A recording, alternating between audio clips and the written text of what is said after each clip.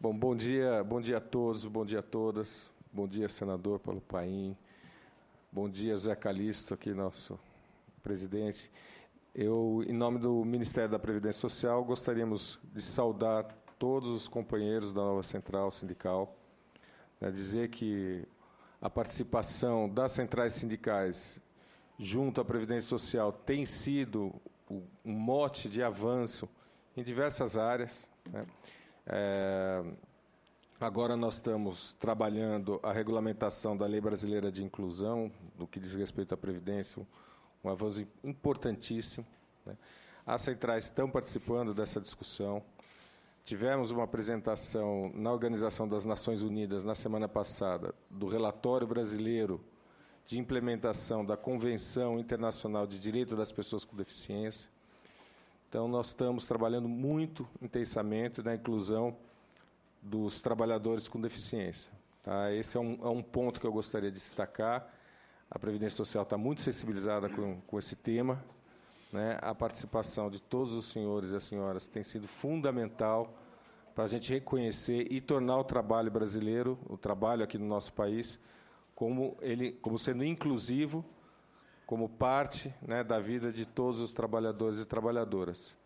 Eu acho que a nova central tem participado desse processo, de todos os avanços, está de parabéns, né, e por parte da Previdência Social nós estamos abertos à discussão, nós sempre estivemos presentes aí nas discussões que a central tem feito, estivemos lá em Louisiana, acho que faz uns 40 dias mais ou menos, uma discussão importante na parte de saúde, né, e no que for necessário para discutir, para debater, para acrescentar elementos técnicos, né, em relação à nova central e à Previdência Social, nós estamos à disposição. Estamos abertos aqui para qualquer questionamento que for feito, qualquer dúvida em relação à Previdência Social. Tá? Muito obrigado, viu, a todos e a todas. Muito bem. Cumprimentos ao Marco Antônio Gomes Pérez, que falou pelo Ministério da Previdência. E dizer, Marco, eu fiquei muito satisfeito da tua informação. Eu sou o autor do Estatuto da Pessoa com Deficiência, Lei Brasileira de Inclusão, mas quero render também as homenagens aos relatores. O primeiro relator foi o senador Flávio Arna, na época. Depois ele retornou para a Câmara, foi, então, o Celso Russomano. Depois ele passou para a Mara Gabrilli, porque ela é deficiente, tal, é um gesto nobre do Celso, inclusive. E aqui no Senado, logo que chegou nessa comissão, o Estatuto, eu, autor, não podia ser o relator também, né? Daí eu convidei o companheiro Romário, o senador Romário. O Romário disse, fique tranquilo, eu tenho uma filhinha também com deficiência, e darei o parecer rapidamente, e assim eu fiz. O parecer foi dado rapidamente, o Estatuto da Pessoa com Deficiência hoje é uma realidade, e eu fico feliz de ver que o Ministério da Previdência está fazendo todo o esforço para a regulamentação definitiva. Uma salva de palmas aí pelo trabalho de vocês. Passo a palavra agora ao doutor Ricardo José Macedo de Brito Pereira, subprocurador-geral do Ministério Público do Trabalho, MPT, que tem feito um trabalho aí permanente, brilhante, e o Ministério tem nos acompanhado, viu, nas viagens pelo Brasil, nessa história da terceirização. E é um dos sempre mais aplaudidos, né, pela firmeza em relação a esse tema. Vossa Excelência, com a palavra. Muito obrigado, senador. Eu queria cumprimentar a mesa nas pessoas do senador Paulo Paim, desde logo parabenizar pela iniciativa, e também do José Calixto Ramos, presidente da nova central. O Ministério Público do Trabalho agradece o convite de participar, né, nessa comemoração de 10 anos da nova central, que é também uma celebração da autonomia sindical, né, de sua consolidação em nosso país, apesar de vários ataques, como mencionado aqui pelo senador Paulo Paim, que será levado às instâncias competentes também do Ministério Público do Trabalho, viu, senador, para as providências cabíveis. E a autonomia sindical e a participação dos trabalhadores na determinação das condições de trabalho é um direito inscrito nas principais declarações de direitos humanos, nas convenções fundamentais da Organização Internacional do Trabalho e de toda a Constituição democrática, ainda que não haja um dispositivo expresso sobre a autonomia sindical, porque, evidentemente, não há democracia se não há autonomia sindical e participação dos trabalhadores, assim como não há democracia se não há autonomia sindical e participação dos trabalhadores. Então, essa celebração é relevantíssima e o Ministério Público tem procurado dar todo o apoio ao movimento sindical. Em 2009 foi criada a CONALES, a Coordenadoria Nacional de Promoção da Liberdade Sindical. Eu tive a honra de ter sido o primeiro coordenador nacional e, na ocasião, fiz contato com vários dirigentes aqui presentes, que eu faço um cumprimento também a todas as trabalhadoras, trabalhadores, dirigentes, principalmente os dirigentes da nova central, em razão da comemoração do 10º aniversário.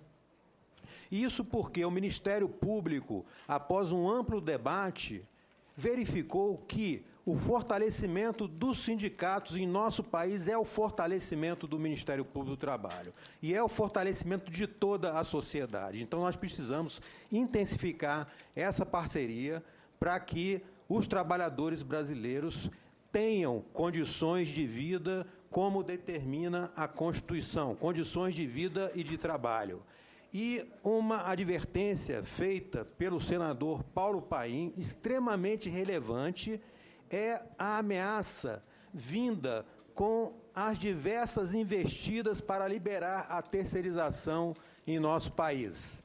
Não só a tramitação do projeto de lei da Câmara, que já foi aprovado naquela casa e se encontra atualmente no Senado Federal, mas a repercussão geral reconhecida pelo Supremo Tribunal Federal, pela argumentação empresarial de que a limitação da terceirização à atividade meio viola a liberdade de contratar assegurada no artigo 5º, 2 da Constituição, que consagra o princípio da legalidade. Uma interpretação com todas as vênias, equivocada, que coloca a liberdade de empresa ou a livre iniciativa num patamar mais importante do que o valor social do trabalho. E a terceirização, ela é o desmonte do direito do trabalho. Ela não afasta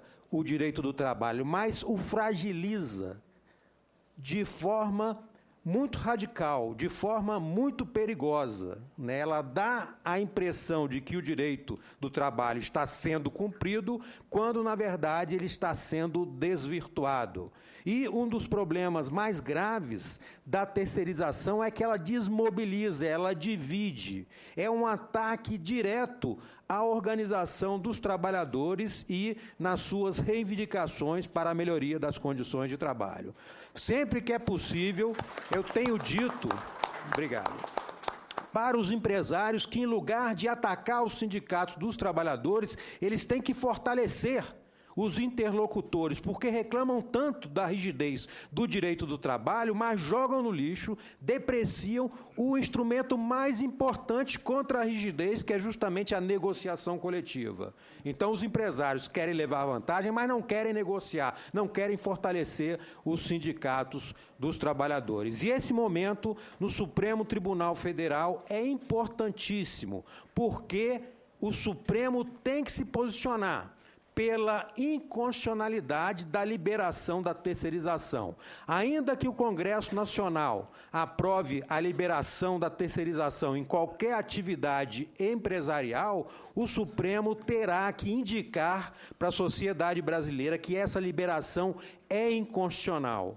que destrói o direito do trabalho, que traz um passivo social e trabalhista incalculável, principalmente em relação ao movimento sindical, ao meio ambiente de trabalho e à discriminação no local de trabalho. A terceirização vem mostrando, a terceirização na atividade meio vem mostrando os seus problemas. Não faltam dados em estudos realizados em relação aos efeitos perversos da terceirização, e o Supremo Tribunal Federal não pode ficar silente em relação, não só não pode acatar a investida empresarial de liberar a terceirização, como tem que afirmar o que a Constituição realmente estabelece.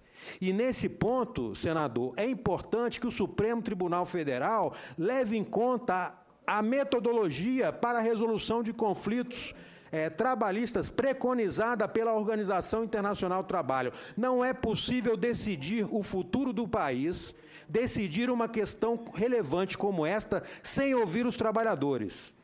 O tripartismo e o diálogo social são fundamentais neste momento. Então, o Supremo Tribunal Federal tem que convocar uma audiência pública para que a versão dos trabalhadores chegue até o Tribunal Supremo de nosso país. Caso contrário, essa decisão será inconstitucional, não só pelo seu conteúdo, mas também pelo método a que ela será alcançada. Eu queria, finalizando, parabenizar a todos os integrantes da nova central sindical e desejar muito trabalho efetivo aí pela frente e mais consolidação para esta central e para a autonomia sindical em nosso país. Muito obrigado.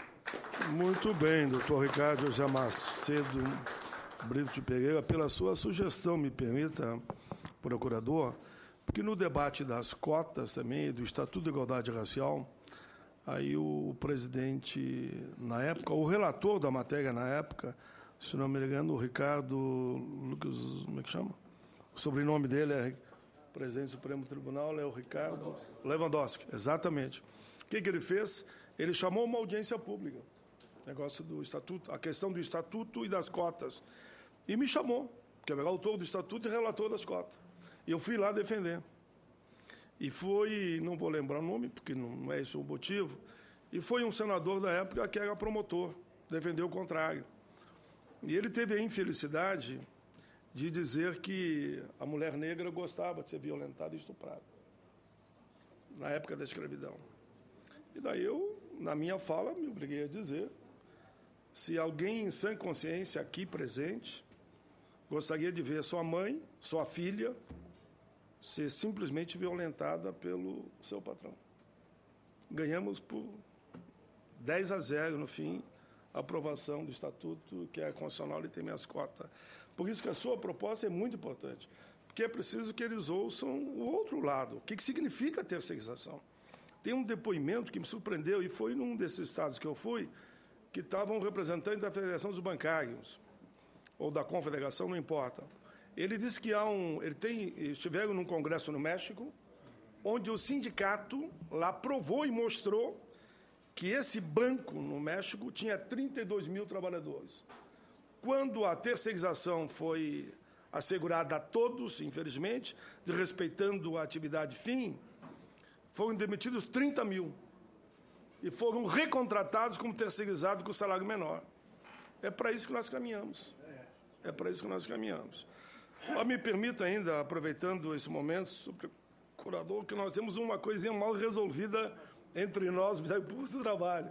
Eu vou fazer não com uma provocação, porque até que eu tive essa semana no Sindicato dos Professores e estava lá um procurador do trabalho. Ele me disse, pai, em cada procurador do trabalho, ele tem a sua posição em relação à contribuição negocial ou assistencial, não importa o nome. Mas uma série enorme de procuradores já entenderam que essa é uma decisão que atinge e que traz benefício a toda a categoria, e não só o sócio. Estamos avançando nisso. Por isso que eu falei aqui que, inclusive, o Senado aprovou por unanimidade, a regulamentação da contribuição assistencial ou negocial, como quiserem. Falta a Câmara votar. Eu acho que estamos caminhando bem, né? Uma série de procuradores têm posição definida, outros não têm, mas isso é democracia e faz parte do bom debate. E eu tenho certeza que, terminando esse debate da terceirização, e nós seremos vitoriosos, em seguida, nós vamos tratar de aprovar na Câmara a contribuição assistencial, que é uma decisão soberana da categoria. Quando eu fui presidente do Sindicato Metalúrgico de Canoas, e depois fui da Central Unitária, que naquela época ainda unia todos os segmentos sociais no Rio Grande do Sul, sempre tivemos a contribuição, na época chamava contribuição do dissídio, que é a mesma coisa, né? E nunca houve problema. De um tempo para cá começou a haver problemas, mas nós vamos resolver, tenho certeza absoluta, votando o projeto que eu aprovei aqui no Senado por unanimidade, vamos aprovar na Câmara, daí cria um conforto que a gente chama legal, né? Um conforto legal para que os procuradores, com mais tranquilidade ainda, possam assegurar esse direito dos trabalhadores. Que seja o segundo projeto, logo após a terceirização, que nós vamos aprovar em nome dos trabalhadores. Senhor Stanley Gaskill, advogado norte-americano, diretor, adjunto, oficial, encarregado do Escritório de Organização Internacional do Trabalho no Brasil. Doutor Stanley, por favor, com a palavra. Muito obrigado, excelentíssimo senador Paulo Paim. Eu gostaria de cumprimentar o presidente, companheiro presidente José Calixto Ramos, Nova Central, os outros companheiros vice-presidentes da Nova Central na mesa. Gostaria de cumprimentar as autoridades na mesa, o Dr. Ricardo Macedo de Brito Pereira, subprocurador do MPT, e também o Dr. Francisco José Pontes Ibapira, secretário executivo do Ministério do Trabalho e Emprego. Também cumprimentar o secretário de Relações de Trabalho, Manuel Messias, também nosso distinguido representante da Previdência, todos os companheiros diretores da Nova Central aqui. Realmente uma honra para a nossa escritório da Organização Internacional do Trabalho no Brasil estar presente nesse reconhecimento e comemoração dos 10 anos da Nova Central Sindical dos Trabalhadores. Mas sempre falo nas minhas palestras e meus depoimentos, mesmo com 4 anos de residência no Brasil, muitos anos de contato com esse belíssimo país, ainda tenho sotaque puxado, né, de estrangeiro norte-americano, mas espero que minha mensagem seja inteiramente compreensível para os senhores e senhoras, para os companheiros e companheiras. E como funcionário da OIT, eu tenho o privilégio e a responsabilidade de manter contato regular com os constituintes tripartites da nossa organização, governo, os empregadores e os trabalhadores, através das suas organizações representativas. E sempre é uma honra, é um prazer especial falar com sindicalistas brasileiros, pois também eu venho do movimento sindical norte-americano, tive o privilégio de manter laços de solidariedade de parte do movimento sindical norte-americano com o brasileiro ao longo dos anos. Portanto, eu tomo essa liberdade de chamá-los companheiros e companheiras. E também é muito importante lembrar que o OIT nasceu 96 anos atrás com os princípios de direitos sindicais como fundamentos reconhecidos na Constituição original, nas convenções fundamentais, em todas as declarações da OIT decorrentes, ou seja, os direitos de organização e liberdade sindical e de negociação coletiva. Os trabalhadores, trabalhadoras e suas organizações fazem uma parte imprescindível da governança do direito internacional produzido pela OIT. E é através do processo de diálogo social o alicerce fundamental da nossa organização. E a OIT é a única organização internacional e da ONU com essa característica. Com outras palavras, a OIT, o movimento sindical, dentro da OIT, o movimento sindical é um parceiro igual aos empregadores e ao Estado. Não apenas os governos são responsáveis pela criação desse direito do trabalho internacional a ser incorporado pelos Estados do mundo, as convenções, outras normas de trabalho, mas também os empregadores e os trabalhadores.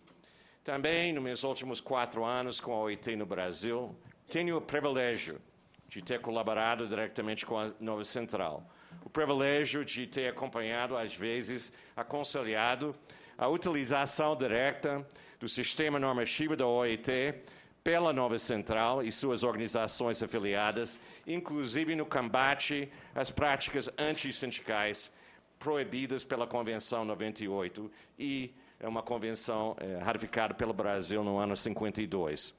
Eu tenho colaborado com o bom apoio e testemunhado o bom apoio da Nova Central na tarefa de tentar regulamentar a Convenção 151 no Brasil sobre relações, trabalho, negociação coletiva e direitos de sindicalização na administração pública. Essa norma ratificada 5 anos atrás. Eu gostaria de reconhecer todo o esforço da Nova Central em relação à Convenção 189 e as garantias de trabalho decente para as trabalhadoras e trabalhadores domésticos. E gostaria de reconhecer todo o apoio e o compromisso da Nova Central com a Agenda Nacional de Trabalho Decente no Brasil e com as agendas estaduais, regionais e municipais. Também agradecer toda a força da Nova Central no combate ao trabalho infantil e ao trabalho escravo no Brasil e no mundo. E uma palavra de agradecimento muito especial à Nova Central pela luta em prol dos direitos trabalhistas e sindicais dos trabalhadores e trabalhadoras de fast food, inclusive da empresa McDonald's, no Brasil, no país de origem, nos Estados Unidos da América, no mundo inteiro. Realmente quero falar de parte dos meus conterrâneos, todo o agradecimento à Nova Central pelo ativismo e pelo protagonismo para conseguir justiça para meus colegas, companheiros e companheiras lá na América do Norte. Acredito que hoje é um momento muito propício e crucial no Brasil, devido aos desafios econômicos, sociais e políticos já citados que enfrentam o país, para o papel construtivo e positivo das constituintes da OIT e especialmente do movimento sindical e as centrais sindicais, como a Nova Central. Agora há um momento singular no Brasil para praticar e realizar os valores de diálogo social, valores absolutamente essenciais à democracia, à paz e à justiça social. E o movimento sindical brasileiro é um ator e um interlocutor absolutamente indispensável a esse processo. Eu tive o privilégio de dirigir uma palavra na abertura do 3º Congresso da Nova Central, 2 anos atrás, na Louisiana. Naquela ocasião, eu citei esse ditado famoso do presidente americano John F. Kennedy. Gostaria de citar novamente. Obviamente expressado em outro contexto histórico, mas também relevante hoje, em outro contexto, conjuntura mundial. E ele falou, abre aspas, não deveríamos negociar com medo, mas também não deveríamos ter medo de negociar, fim de aspas. Eu sei muito bem que a Nova Central abraça esse princípio e essa filosofia. Parabéns à Nova Central pelos 10 anos de luta e sucesso e muitos mais anos de sucesso no futuro que vem. Obrigado.